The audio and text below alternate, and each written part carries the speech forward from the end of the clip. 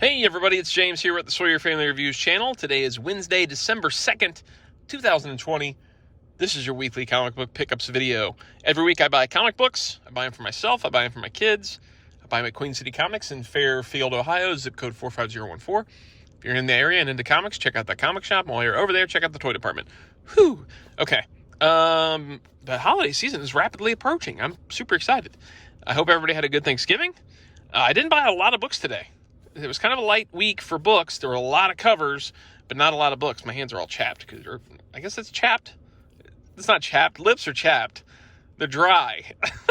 So I can put chapstick on my fingers. My hands are dry because it's like cold and snowy and wintry now. So let's jump in. Let's get into the convention bag and see what's in here. All right. First up. Okay, come on. Come on out of there. Oh, yeah. So there were no True Believers. I asked Gracie what she wanted. First, she said a Coraline comic, and I said, I don't think they make those. Then she said a Minecraft comic, and I said, I don't think they've got any of those. And then she brought out a Vampirina thing, and I said, I don't think they've got that. And then finally she said, okay, fine, My Little Pony. So I grabbed her an old issue of My Little Pony. This series has been running for quite a while. This is an older issue. I grabbed it out of the back issue bins. $3.99. I think the book is still $3.99, but there's also, so there's Friends Forever, and there's Friendship is Magic, and there's one other one. So it's been a long-running book, so they're doing something right. Here's your creative team. I'm not going to be able to pronounce those names, so I'm not going to even try. But, you know, if your children enjoyed My Little Pony Friendship is Magic on the television, they might enjoy this comic book. So that's Gracie's. All right. Next up, let's see what's in here. I kind of like the surprise element of pulling books out. This is another one for Gracie. I've been buying all these for her. This is Batman Adventures DC Classics number 7. These are reprints of the original Batman Adventures comic book. They're $1.99, even though they shouldn't really be $1.99. They should probably only be 99 cents, the same as all those other reprint style books. But you know what? This is a great book, so it's worth $2. Each one of these older Batman Adventures had like acts, like Act 1, Act 2, Act 3 in the book, which is kind of like the series with the commercial breaks. Like an episode had the commercial breaks, so you'd have like the little breaks in here. And I'm not seeing a creative team so far. They may not show it till the end. The great thing about these books, and I've said it before, I think I said it even just last week, was even though different artists would handle the book, they would all be doing it in that Bruce Timm animated style. So you wouldn't really miss an artist. You wouldn't go, oh, this guy's not on this book this month, because they all did a good job of mimicking that style. Here we go. So we've got Kelly Puckett doing the writing and Mike Parobeck doing the pencils. I will say Mike Parobeck was my favorite of these artists. I know I'm kind of contradicting myself about missing an artist, but he, I think, did the best of capturing this style. And not only capturing the style of like staging the book, it really felt like a cartoon episode when you'd read this book. Mike Parobeck was doing the art. All right, what's up next? I grabbed this for Blaze, Hellboy and the BPRD, her Fatal 4, her Fatal 4, it's wrestling, her Fatal Hour and the Sending. I'm really messing stuff up today. I'm not going to retake, though. I don't retake these. It's one and done. Hellboy and the BPRD, $3.99, Dark Horse Comics, Mike Mignola, some other names, Tiernan Trevelyan. This always fools me. I see this Dave Stewart on here, and I always think of the Wendy's guy. No, that's Dave Thomas. I'll tell you, I'm a mess today. I'm a mess. Her Fatal Hour.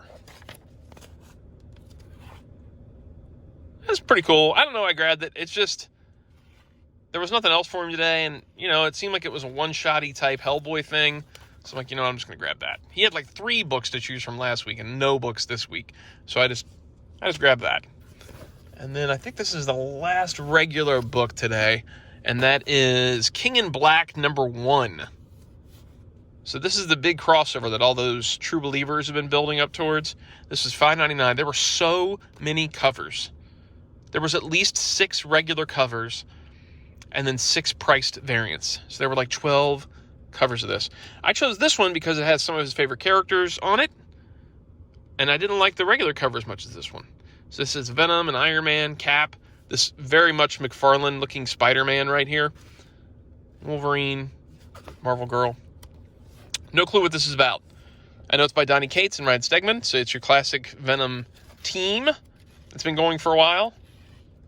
And I know this has have a lot of build-up so far with this character of Null and the Wraith or something like that. No clue. No clue. But it's like a bunch of Marvel people and Venom. So, what are you going to do? You're going to not read it? You're going to not read it? You're going to read it. Put that over there. And then the last thing today is a trade paperback for me, an Epic Collection.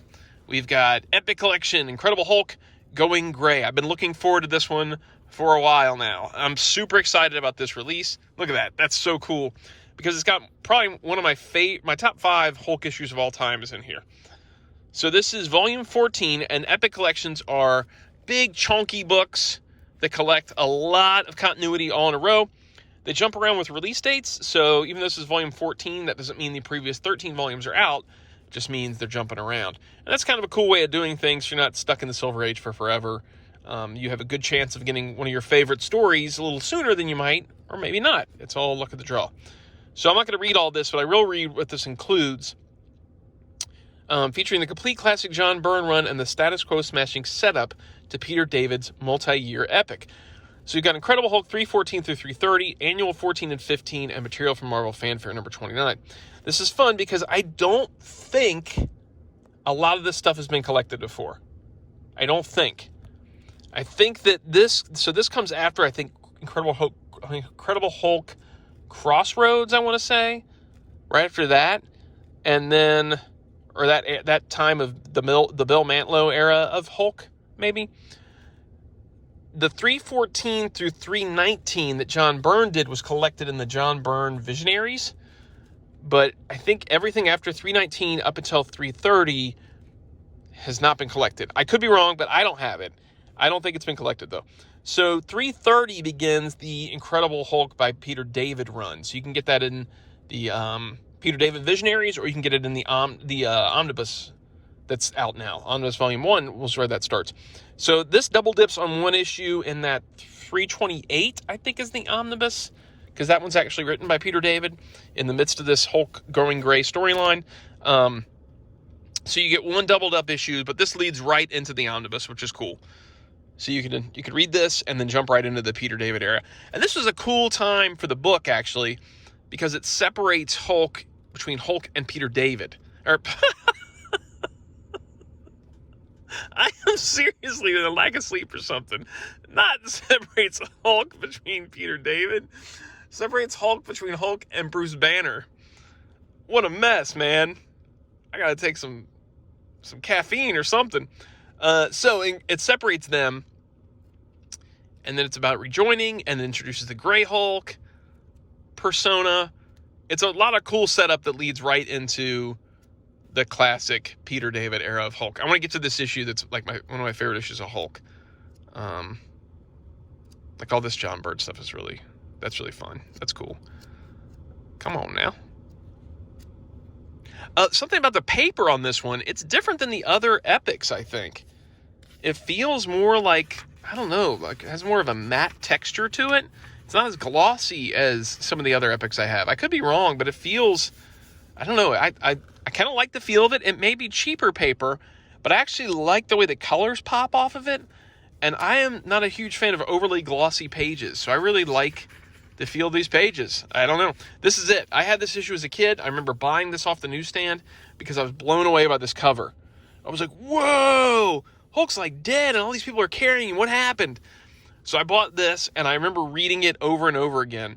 This issue was by Al Milgrom, finished by Del Barris.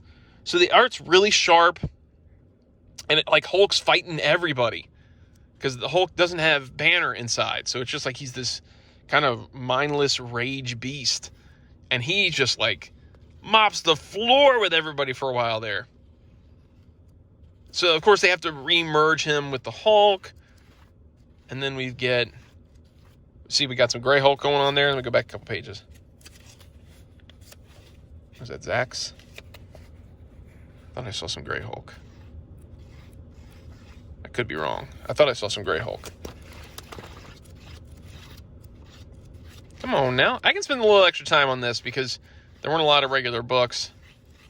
And if you've bared with me through all of my mess-ups and weirdness, at least you can look at a cool book for a while. I thought for sure I saw... There he is. There's Grey Hulk. So, of course, and then Peter David runs with that concept. We get the Joe Fix-It Hulk, and that's super fun stuff. So this is a big honking book. It's $39.99, which is the usual cost of an Epic. I don't know if we can catch a page count on here. Oh, yeah, we're going to get close to it. 50. Looks like 500 and some pages. A little over 500 pages. And then a little bit of supplemental stuff in the back, which Epics usually have. Marvel Age interview with John Byrne. That's cool. Yeah, this one I'm excited about. This is one of the Epics I was looking most forward to this year, was this Going Gray volume. And that is it for today. I didn't get any regular books. I just got that Epic. You know, I'm really kind of moving away from regular books. I still get Wolverine, and every once in a while I'll pick up one, but it's really about trades and omnibuses and stuff like that. Maybe I'll start doing like an omnibus pickup video, too, to supplement this with. But that is it. I hope you guys get everything you wanted today. Leave a comment down below with whatever you got. If you enjoy the videos, like, subscribe, notify, and I'll see you guys next week. Bye.